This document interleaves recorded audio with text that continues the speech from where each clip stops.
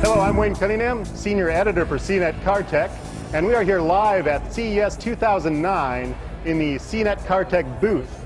We're testing out various products, and right now we've got the AT&T CruiseCast in-car television system hooked up in our Scion test car here. Now, I got to point out, this is kind of a demo unit right now. Not everything's finalized as far as what we have installed here, so this remote I'm using is not what the final will look like. The final will actually look like this one, much smaller unit. The way this thing is hooked up is there is a receiver underneath the front seat. It's going to look like this is the kind of thing. It's kind of small. You can fit it in your car, hide it away somewhere. All the controls are done via remote. We just happen to have a little TV monitor hooked up in the back here so we can take a look at this unit. Normally you would have a rear seat LCD. If I just click this, we get our channel guide up here.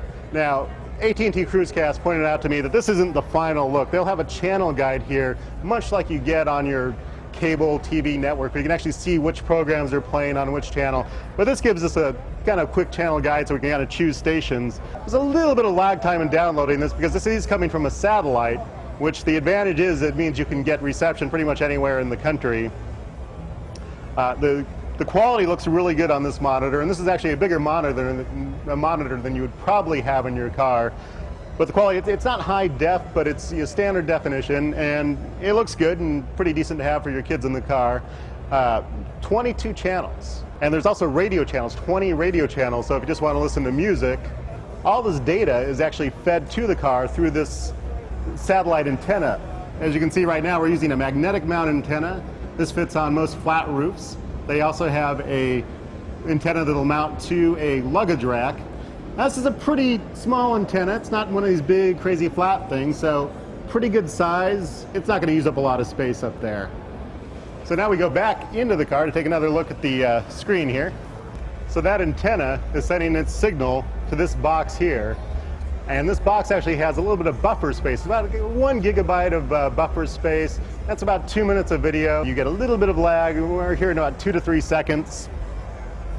This system, the overall system, to get this installed in your car, it's something you'd probably go to a installer for.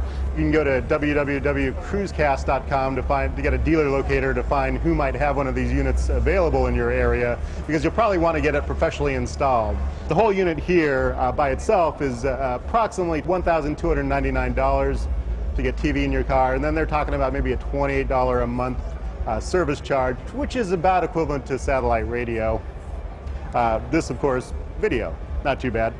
And actually, if you want to try out the system now, or well, actually not right now, but in May, they're looking at Avis, and Budget is actually looking at offering CruiseCast as an option in some of their rental cars. So you can rent a car from them, get the add-on, get the CruiseCast add-on, and get to try out a little bit of TV as you drive around and see how it looks. So I'm Wayne Cunningham. We've been looking at the AT&T CruiseCast in-car TV unit at CES 2009 in the CNET Car Tech booth.